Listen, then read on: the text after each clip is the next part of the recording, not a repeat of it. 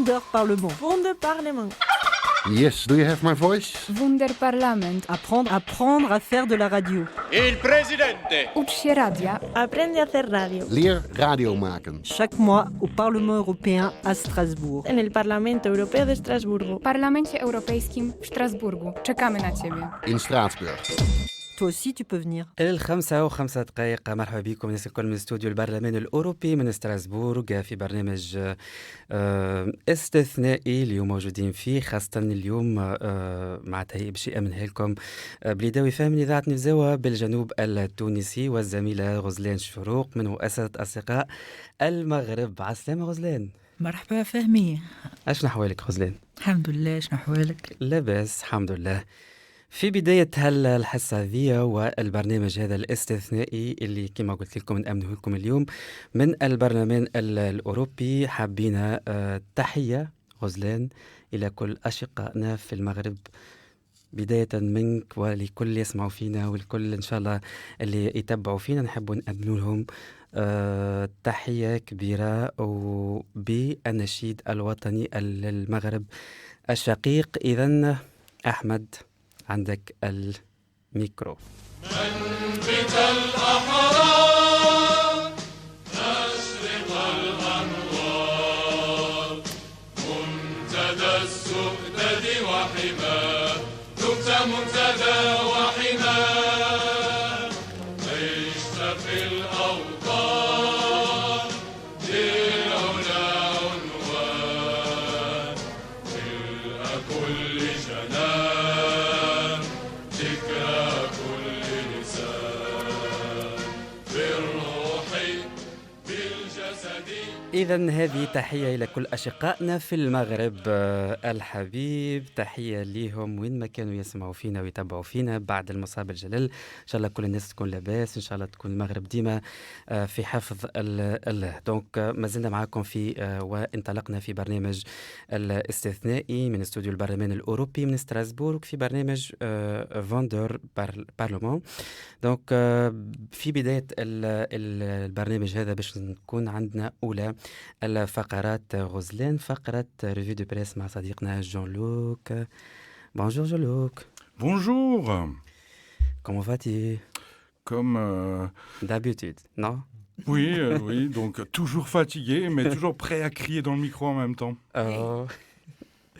Alors Jean-Luc, après 3 jours ou bien 2 jours de travail, donc sur le projet à Varaz, donc on est toujours en forme, hein, n'est-ce pas?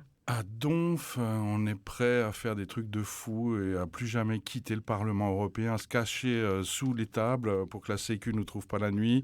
On y va. On y va, yes. Donc, revue de presse. Wunderparlement. Au nom des Verts Du PPE, et du Conseil européen, ça remplace la messe. C'est la revue de presse. Les eurodéputés se bagarrent grâce à la Tunisie.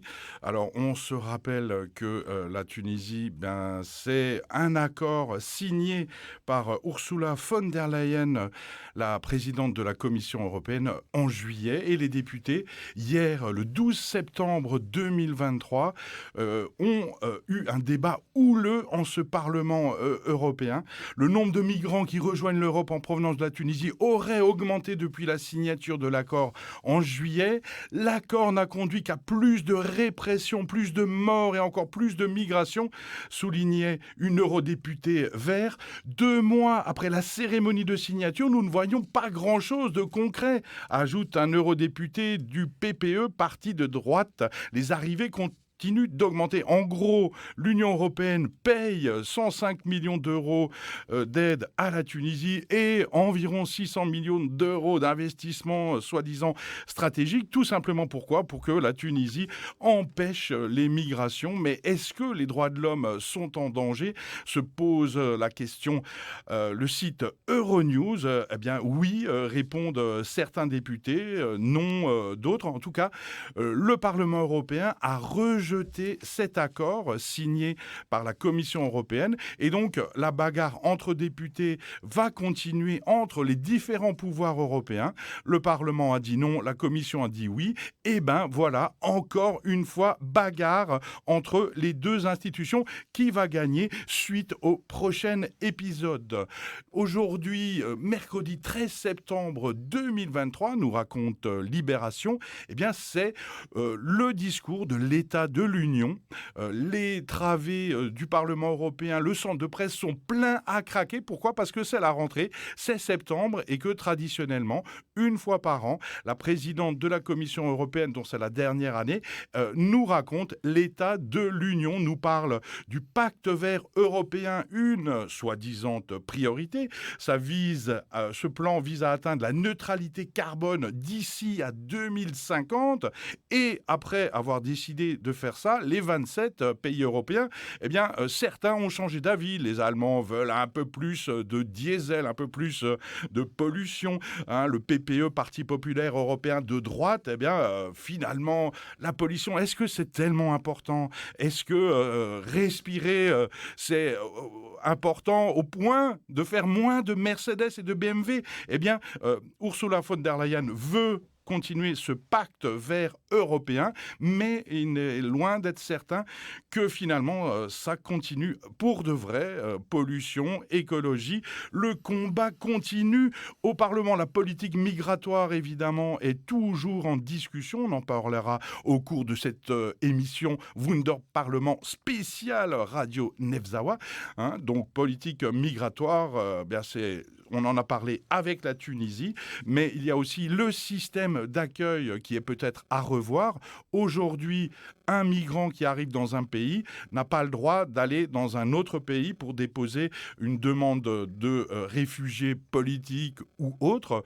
Donc, évidemment, les pays du Sud, l'Italie, l'Espagne, la Grèce, sont beaucoup plus sollicités que ceux du Nord, où il est beaucoup plus difficile de venir. Alors, est-ce qu'il faut garder ce système dit de Dublin ou pas? Encore du suspense, toujours du suspense en Europe.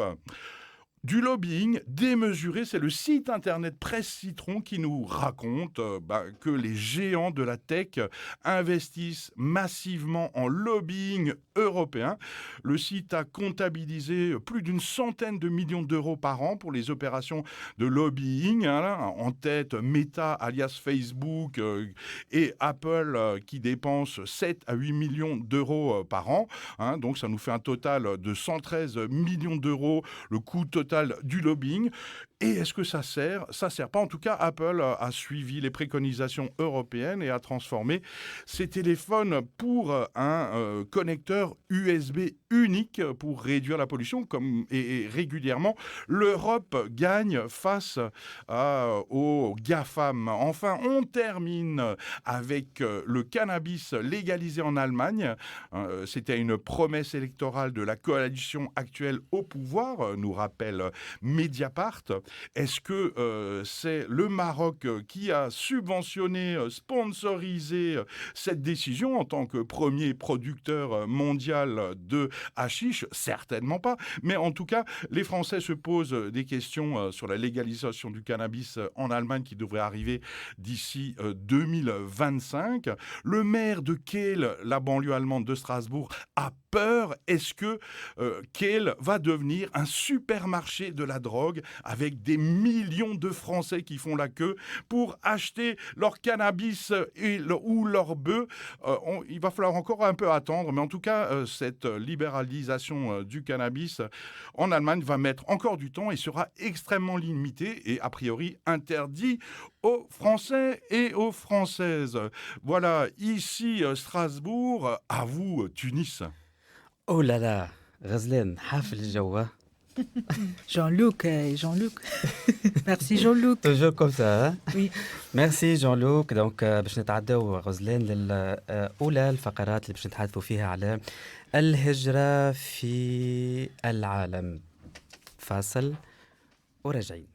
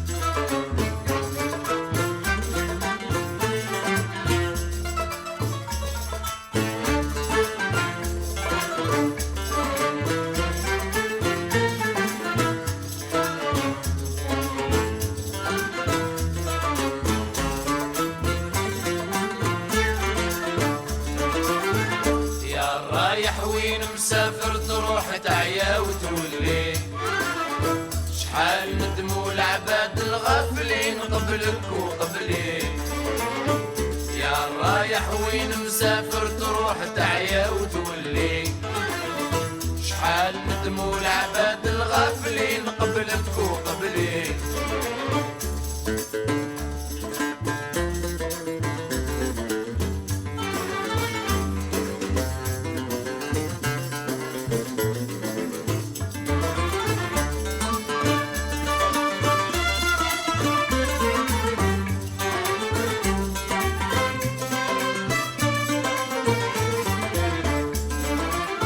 شحال شفت البلدان العامرين والبر الخالي شحال ضيعت وقت وشحال تزيد مازال تخلي يا الغايب في بلاد الناس شحال تعيا ما تجري بيك وعد القدرة ولا الزمان وانت ما تدري يا رايح وين مسافر تروح تعيا وتولي شحال ندموا العباد الغافلين قبلك وقبلي يا رايح وين مسافر تروح تعيا وتولي شحال ندموا العباد الغافلين قبلك وقبلي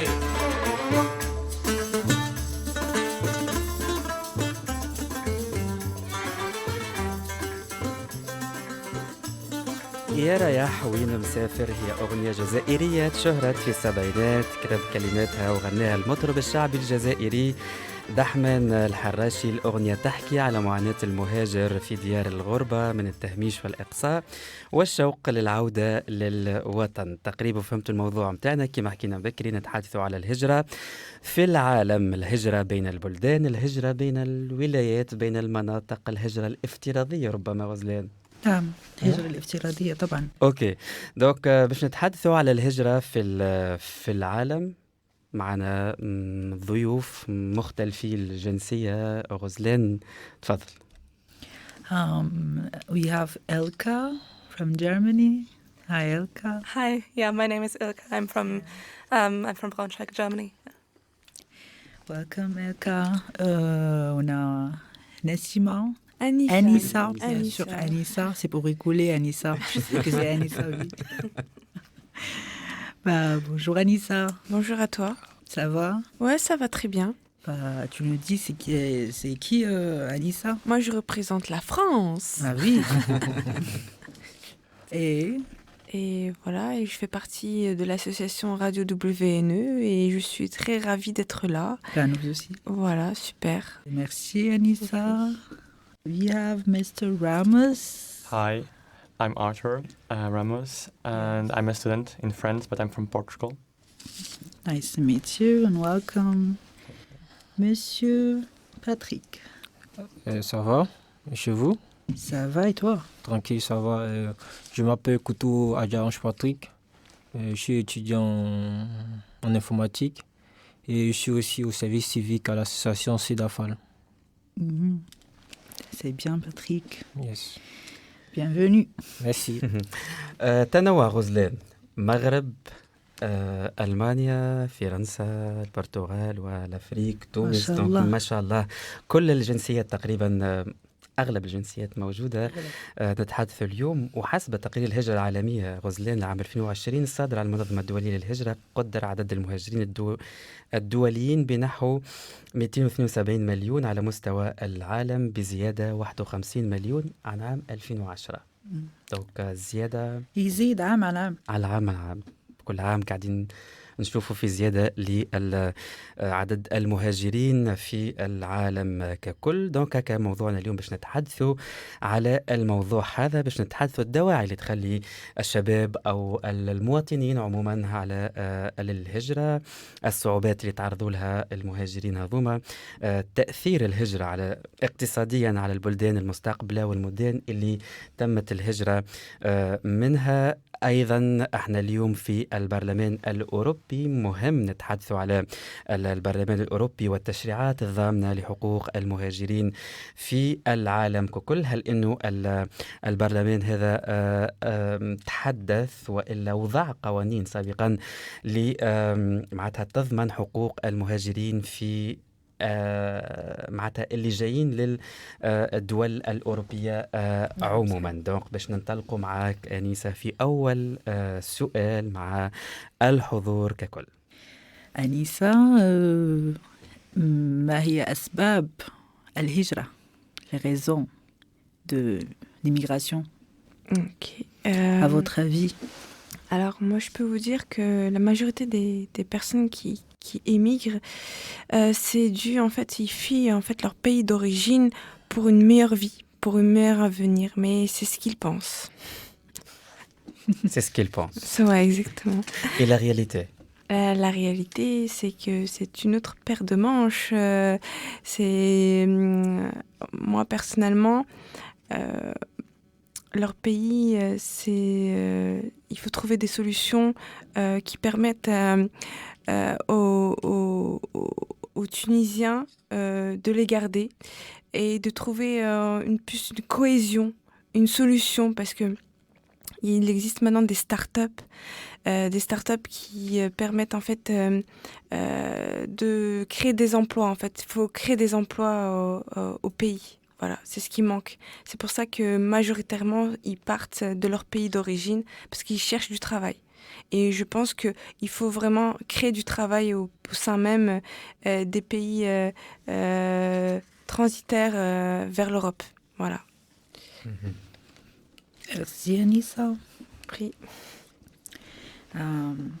Elka, my question was, what are the reasons of the migration? Oh, I think there's plenty of reasons why people migrate, and I wouldn't even call it to choose to migrate, because I think in a lot of cases there's not really much of a choice going on there. Mm-hmm. Most people that end up migrating, they're coming from a situation that is uninhabitable. Some people flee war, famine, discrimination, threats of violence. I don't think we can really talk about choice there, and I think a lot of people forget about that, because we in Europe, most of us are very, very privileged in the way that we don't really know what it's like to go hungry, like actually hungry, or to really fear for our lives. And I think it's very easy for us to say that, to have all these stereotypes about why people migrate, when we can't even imagine what it's like to be in that situation.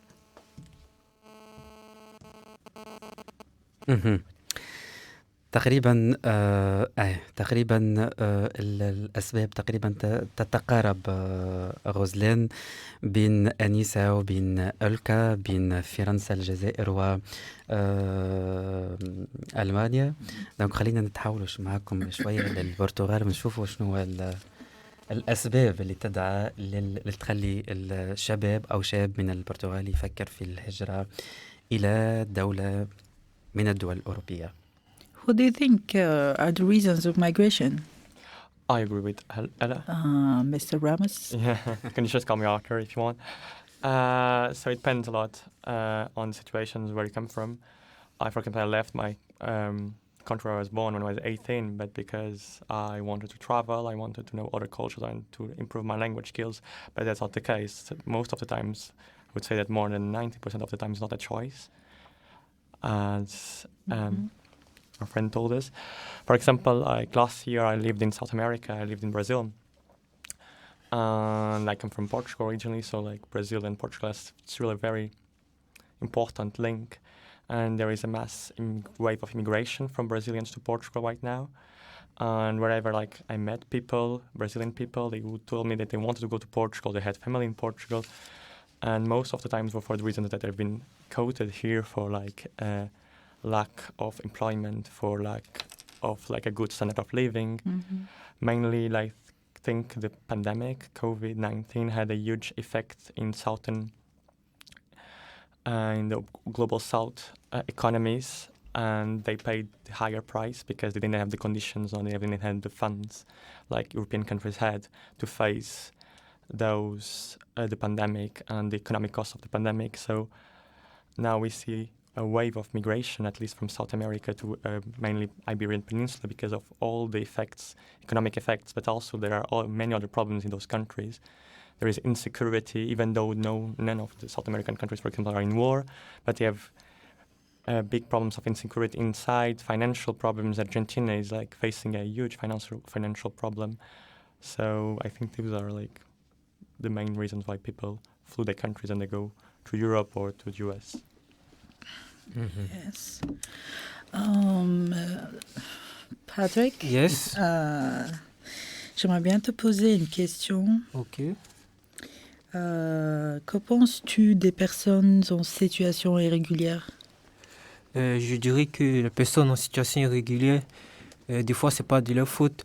À cause de la lourdeur des différents papiers administratifs, j'en connais plusieurs dans ce cas-là. C'est pas comme s'ils ont voulu ou bien quoi, ils n'ont pas voulu être dans les règles. Mais sauf que du jour au lendemain, tu peux te retrouver dans une situation irrégulière comme ça. Donc, il ne faut pas les blâmer et de voir du côté de l'autre côté, c'est-à-dire de l'État, comment on fait pour pouvoir, au niveau de la préfecture, de pouvoir, je ne sais pas si c'est pour ajouter le nombre d'agents qui s'occupent des papiers des personnes qui doivent avoir les titres de séjour ou procéder à des tests à ce que ça soit automatisé de façon rapide. Mais il y en a plusieurs qui sont dans ce cas que je connais. Je peux donner un exemple, si c'est possible. Bien sûr. Oui. Ok, j'ai un ami qui a fait sa demande et ça fait depuis 5 mois. Il n'a pas encore reçu de réponse pour aller à la préfecture pour son premier rendez-vous. Du coup, il n'a pas de papier, donc il ne peut pas faire l'alternance, il ne peut rien faire. Même pour trouver un job étudiant, c'est compliqué parce qu'il n'y a pas de papier. Même pour faire un stage, c'est compliqué, il est obligé d'attendre. Et c'est déplorable, mais c'est ce que plusieurs vivent aussi. سؤال والمعلومة اللي أعطاها توا باتريك غزلان مهمة برشا لأنه احنا ديجا في صلب المشروع تعرضنا لنقطة ذي الفيزا بين دول المغرب والمشرق والعرب نحو الأوروب وبقية الدول. فيزا تبقى 5 أشهر 6 أشهر باش تتحصل على الفيزا، ولكن ما قبل الفيزا الموعد أيضا غير موجود وغير متاح. تقريبا نفس الشيء بالنسبة للمغرب. طبعا نفس الشيء. هذه المعاناة اللي تعرضوا لها تقريبا كل معناتها مواطني المغرب أو كل العرب اللي تقدموا واللي يحبوا معناتها يشاركوا إلا يحبوا يكونوا موجودين في الدول الأوروبية. دونك هذه معضلة من المعضلات اللي كما تحدث عليها باتريك تويكا اللي معناتها شباب ديجا الهجرة غير الشرعية من أسبابها هي عدم حصولهم على الفيزا أو عدم تمكنهم من الفيزا كما بقية المواطنين الموجودين في كل أنحاء العالم. نعم. دونك ماشيين من أوروبا من الاتحاد أو البرلمان الأوروبي غزلان باش نحب نعديكم شوية نمشيو لقبل للجنوب التونسي باش نسمعوا مع بعضنا شوية أغنية من إنتاج إذاعة نفزاو في الجنوب التونسي. إذن هذه التحية منا ليكم الناس الكل تسمعوا فينا راجعين.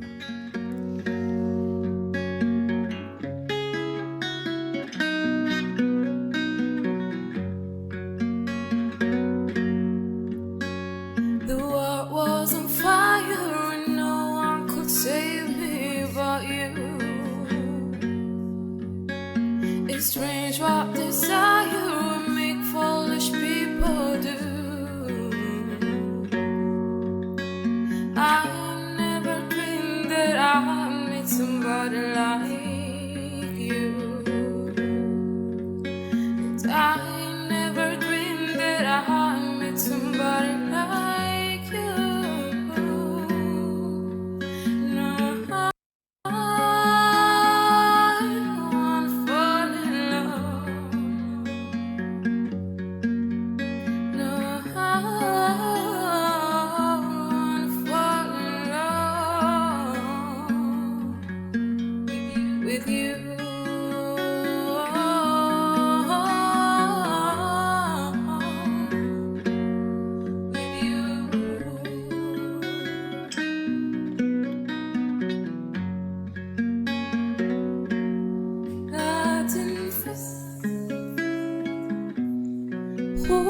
بشارة ونغير سهام الشمس هتنفاس أعطيني تبارك ونخاف عليك من عين الناس خذ انفاس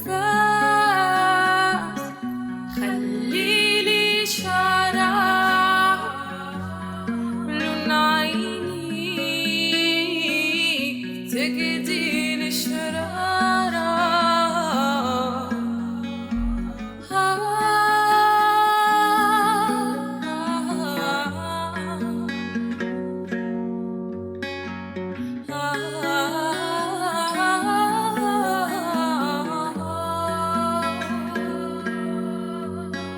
The world was on fire and no one could save me but you. It's strange what desire will make foolish people do. I never dreamed that I'd love somebody like you. I never dreamed that I'd love somebody like you. No, I don't wanna fall in love. No, I don't wanna fall in love. خذ انفاس مليان بهوايا ونزيد عليه روحي ومرارة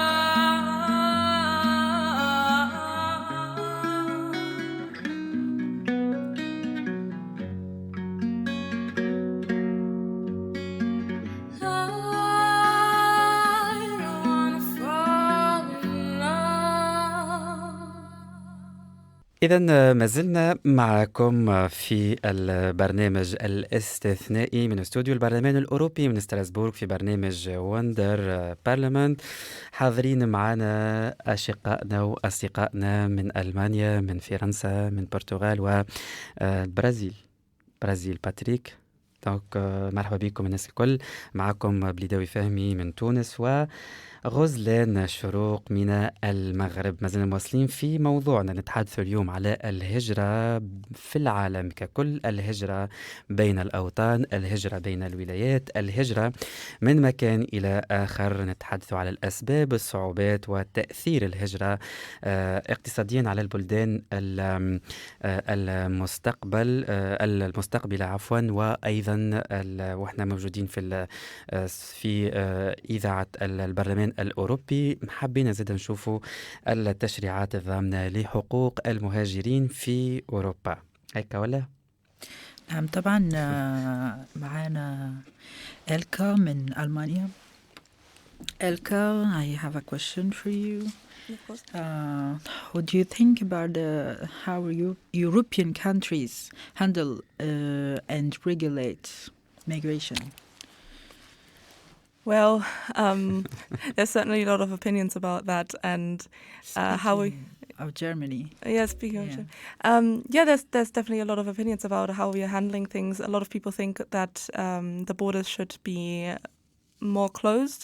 People think that we should accept less migration. Some people are very vehemently fighting for people and for human rights, and specifically considering the many people that have been dying and drowning on the way to Europe. They've been having lots of discussions of how to handle migration. And Germany in specific, in 2021, they've been spending a bit over 21 billion euro on everything concerning migration, specifically refugees, asylum, 9.8 of which went directly to fight the root causes of migration. But we can't really say for sure how this money is spent exactly. How does basically throwing money at the problem going to help? is it enough to actually do anything to actually help with migration, and is it enough to make the countries that migrants come from actually safer or safe enough? أنا عندي سؤال غزلان لإلكا بخصوص الهجرة. تأثير المهاجرين يعني نحو المناطق اللي يهاجروا لها وإلا المناطق اللي خرجوا منها، شنو كيفاش نجم يأثر اقتصاديا على المنطقة هذه أو ذيك أو تلك. Do you think the migration affects both countries, the sending and the hosting country? Well, yes, but definitely in very different ways. I mean, of course, economically. Economically, of course, when there's more people, and especially people in need of help, people that might not be able to work right away because there's a language barrier. They have to learn the language first. They might have to learn new ways to work at first before they are actually allowed to work. And there's a lot of a long process for migrants to go through until they're allowed to work in Germany. So during that time, obviously, they still need money. They still need support to be able to live. And there is definitely an effect on the economy there. But I think you can't really talk about human rights as basically something that you profit from. You can't really expect to profit from human rights. So the question of money should not be at the forefront of things, I think.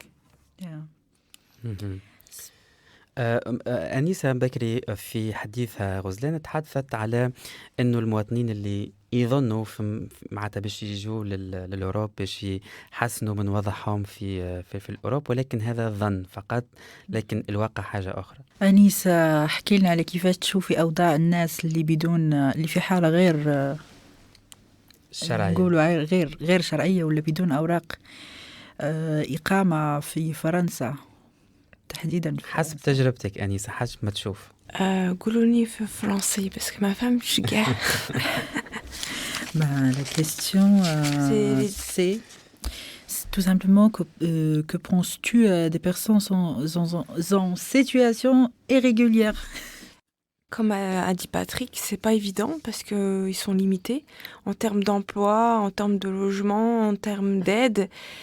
Et du coup, je pense que ce qu'ils font, la meilleure des manières pour survivre, en quelque sorte, ils sont obligés de faire au black. Et ça, c'est pas une meilleure solution, mais là,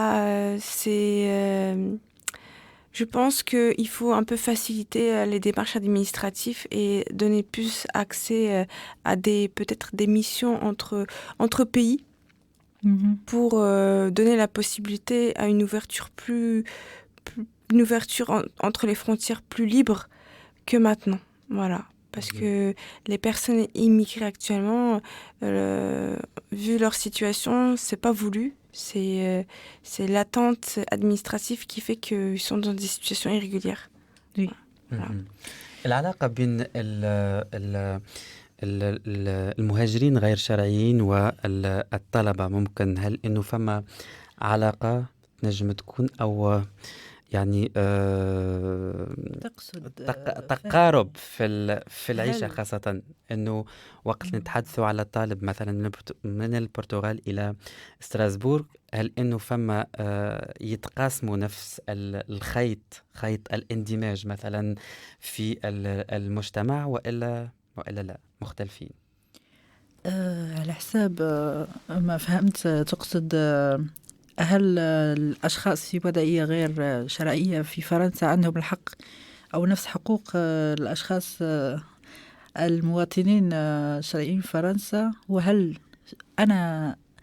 هل هذا هو سؤالك فهمي؟ خاصة نتحدث على الحقوق الأولية، الحق في الحياة والحق في الصحة والحق في يعني التنقل والحق يعني الحقوق الأساسية اللي يفرضها القانون الدولي. Anissa, est-ce que tu penses que les personnes en situation irrégulière elles ont les mêmes droits que les citoyens français? Bien sûr que non. Oui, tu peux nous dire s'il te plaît dire quoi, les différences? Oui, les différences. Au niveau d'études, de santé. Bon, En niveau de santé, tu pourras m'aider, Patrick? ok. Moi, je pense qu'ils n'ont pas les mêmes droits, du coup, parce que quand tu es en situation irrégulière, tu peux pas travailler, tu n'as pas de papier. Et aussi au niveau de la santé, tu peux pas aller chez le médecin pour pouvoir bénéficier des aides. Tu n'as pas la carte vitale, c'est compliqué. Comme elle a dit, tu es obligé de passer au black. Bon, il y a d'autres qui travaillent avec papier d'autres personnes, avec le nom d'autres personnes. Tu es obligé de faire ça, mais sauf que ça aussi, c'est pas si tu peux travailler, puis après tu vas pas. Le logement aussi, tu peux pas trouver un logement facilement, c'est très compliqué. Donc franchement, c'est très compliqué, ils n'ont pas véritablement les mêmes droits que les Français. كومبليكي. خلينا نشوفوا مع أرتر من البرتغال إلى ستراسبورغ في دراسة تبادل. هل إنه اليوم شباب الطالب عندما يتنقل من مكان إلى آخر سهل الاندماج في المكان اللي تنقله وإلا فما صعوبة في الاندماج؟ Mr. Ramos, Mr. Fahmy was saying, do you think that it's easy, even for European people, to adapt in another country, in another European country, without speaking about Africa? Yeah, so I moved here when I was 18, and I moved to when I come here, I came to work for European Solidarity Corps, as a volunteer, so I had quite a lot of help. But of course, as an European citizen, as someone who's born in Portugal, I'm a Portuguese citizen, so I'm an European citizen, I have a great amount of rights that many people don't have, because just they weren't born in Europe, or their parents or their grandparents were not European. So obviously when I came to France, I had to struggle with certain administrative tasks, but even though sometimes it's very complicated, sometimes it takes a long time, I was still very protected, I feel, by my status. Only because I have a Portuguese passport, I could profit from healthcare, I could profit from almost free education. I did not need a visa to come here. So obviously there are still some obstacles, but they are minimum. And there are also, the European law protects most of my rights as a student. As a student from another European country, I can apply for a scholarship in France, I can apply for CAF, I have a carte vitale. And obviously I'm not in the same situation as people that come from non-European countries. Yes, also speaking about opportunities that might go also for non-European participants or people. We have the program, we have the European Solidarity Corps and Erasmus+. Would you like to tell us about your experience with that program? Also, what do you think, speaking about opportunities that can this program offer to students, people who are looking for jobs, and so on? Yes, Erasmus Plus is a big program that has many other programs inside. You have the classical, most known Erasmus program that's for exchange students, mainly from European countries, but not only European countries. There are other partner countries in Northern Africa, Turkey, Ukraine, Russia was part of it at a certain moment. So it's a program that goes a bit further than the borders of the European Union, and that sponsors exchange between European universities. But then there are other options inside Erasmus+, short-term, long-term, it depends on what you are looking for young people. Scholarships too? Scholarships, yeah. For example, I came through one of those programs that called European Solidarity Corps. Before it was called European Voluntary Service. And basically it's a program that they have short-term and long-term volunteer projects. They also have traineeships or internships for people who want to get professional experience. I did a volunteer program, that's the most common one. I did it in Mulhouse, in Radio Menu. And basically, you need to have a sending organization in your home country that sends volunteers. They can also be a host for organization for people that come from other countries. Speaking about this, I thought only Moroccans, Algerians, and Tunisians need a sending organization. All European speaking countries. About organizations that offer such opportunities, even I hate to say even, but also for Arab countries, yes, it feels great for us to have such opportunities. Yeah, to like with project mobility, it really helps. It really helps when you get your youth pass to continue your studies abroad. Yeah. Yeah, exactly. Like basically, with all these amazing network of like organizations, sometimes you can just apply directly by an organization. They have already their partners abroad. That's what my case. I applied directly for a project in France, and then I asked my sending organization to do an agreement with them. Yeah, or just create an account in the European Solidarity Corps website and apply and wait for their reply. Yeah, Exactly. That's exactly a lot what of I did. opportunities. Yes. Yeah. And that gives you the opportunity to stay if you want. Like, for example, I stayed here and did my higher education here. It's a great way to adapt to a new country before you know if you want to stay, if you want to study, or if you want to work here. And it's still well funded, not as much as it could be, but still it's very well funded. Normally, the European Union pays the costs of traveling and the costs of living. So it's a great opportunity for people who sometimes don't have the resources to go abroad by their own means. Yeah, speaking about visas, also Erasmus Plus helps Arab people to get visa like easily. Not easily, but the procedures with the help of the Erasmus Plus gets like. It was not. Yeah. It was not my case because I was It European. gives them priorities. Yeah, but like it was not my case because I was already a European citizen. But some of my colleagues, some of like my fellow volunteers were coming from non-European countries and having a letter of the Erasmus program. It's much better when you try to apply for a visa. هي تبقى ديما نفس تقريبا المعاناة متشابهة من دولة إلى دولة ومن منطقة إلى منطقة. أن إيراسموس بلس يساعد على الفيزا الحصول على الفيزا لأن la lettre d'invitation de Erasmus Plus. Oui. باش نمشي لباتريك غزلان حابة نتحدث على تأثير الهجرة والمهاجرين الأفارقة إلى بلدان الأوروبية تحديدا. هل أنه معين مساعد إيجابي في الاقتصاد الأوروبي أم العكس؟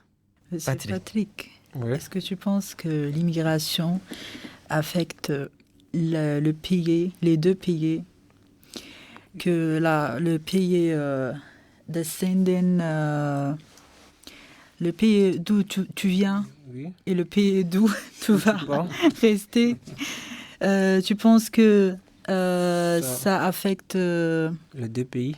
Les deux pays, comment ça affecte les deux pays? Est-ce que c'est positif ou bien négatif? Moi, je pense personnellement que c'est positif pour la France. Attention. L'immigration, c'est l'immigration qui n'est pas contrôlée qui affecte. Il y a des points positifs comme des points négatifs. Je prends un exemple comme aux États-Unis, ils font la Green Card. Pourquoi est-ce qu'ils font la Green Card?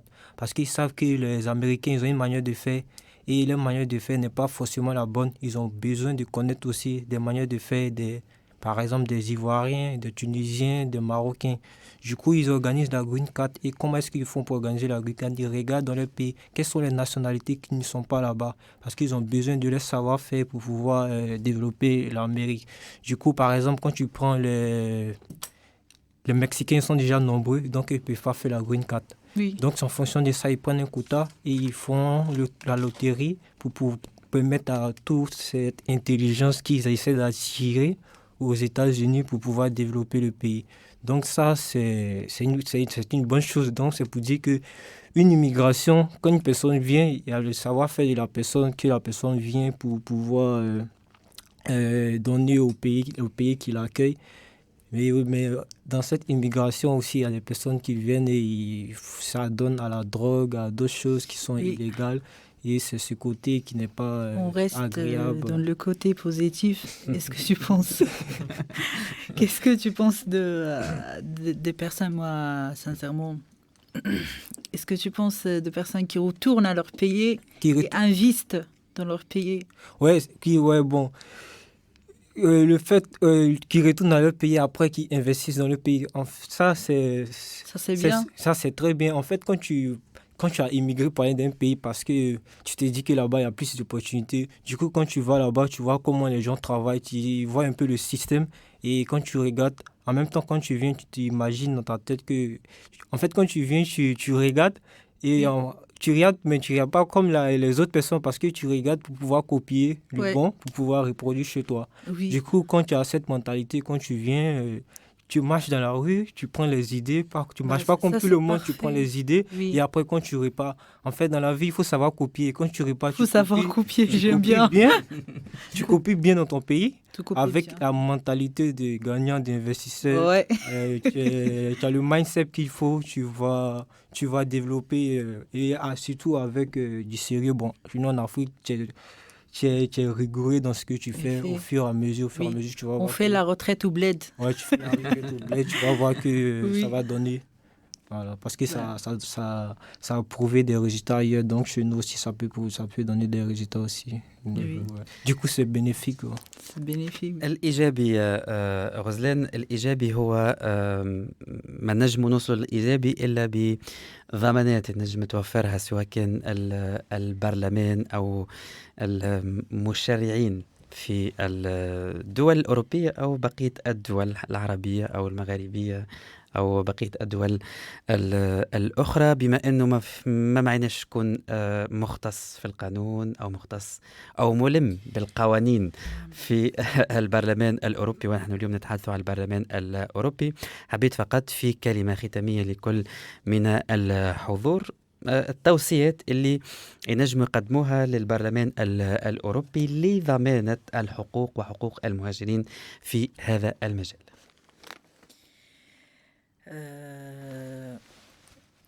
Les recommandations peut-être pour chacun et chacune.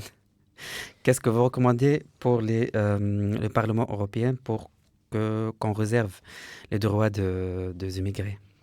Your recommendation for the European Parliament about les droits des immigrations, about the rights of immigrations. Anissa? Alors, la première chose que je proposerais, c'est de la cohésion entre les pays. C'est la plus importante. Et mettre des bases communes et des intérêts communs. C'est quelque chose qui, je pense, qui est essentiel pour mener à bien cette mission. Et il faut savoir aussi, comme a dit Patrick, qu'il y a aussi des immigrations intellectuelles. Et ça aussi, c'est intéressant pour les deux pays. Former les migrants aussi, qui est intéressant, parce que aussi il y a des manques de main-d'œuvre dans les différents pays, et les répartir un peu partout dans les pays, et les former surtout, en fait, parce que je pense qu'ils sont très intelligents et qu'ils sont capables de travailler, et ils ont avec des bonnes intentions. Voilà, c'est ce que je propose. Elka, what do you think? I'm not gonna pretend that I have the solution for everything, but I think ultimately, if politics are going to address migration, they have to do so from a very basic human level, because we're talking about people. I think a lot of the time in politics, as well as in other areas, we tend to forget that we are talking about actual people, human lives, that humans that just want to live, and humans that have just as much as the right to be happy, to live long, fulfilling lives as everyone else. And I think we have to focus on the human and humanitarian part of migration if we want to succeed. Yes. Okay. Arthur? I agree totally. I think obviously we need to look at it from like a human point. I think we need to stop investing in bizarre agreements with countries for that only. And firstly, they are not interesting for Europeans, because they put Europeans in a place where they need to accept certain things that they should not. For example, it was the case with the agreement with Turkey during the refugee crisis. So I think firstly we need to stop giving money to other countries to basically brutalize immigrants so that they don't come to our borders. Then we need to reduce, not go up the investment in Frontex. That's like our border police. I think we need to change the mindset totally.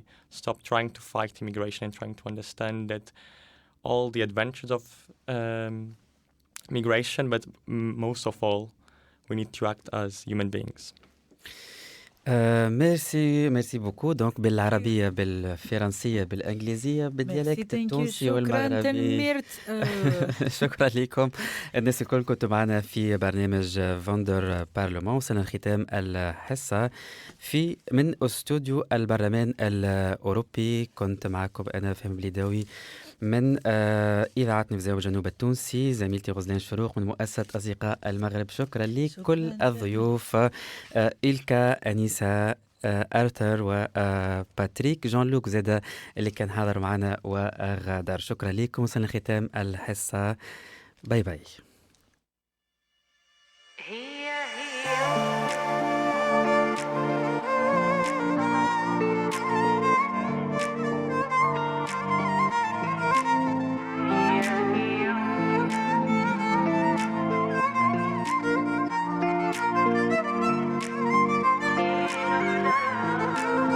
هي جاية صفار وتخضار، هي اللي حاسة الفعل اللي زار، هي حيت معشوقة في النوار، يمشي ويغيب حاجته مقضية شلول. أنا بعدا قبل البحر لا